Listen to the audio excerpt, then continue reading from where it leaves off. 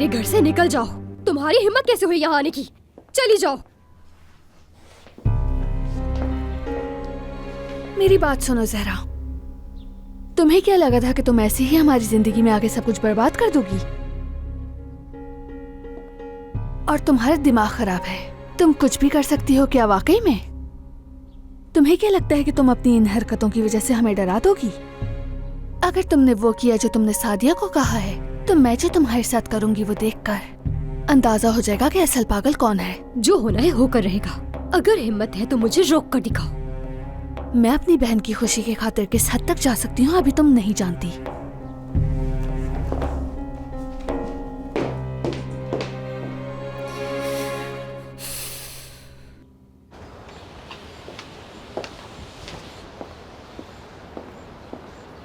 आप तो बड़ी जल्दी जा रही हैं।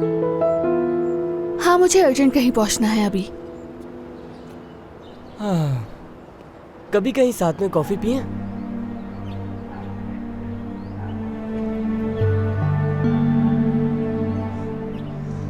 तुम्हें मुझे खुद से ढूंढना होगा बुराक।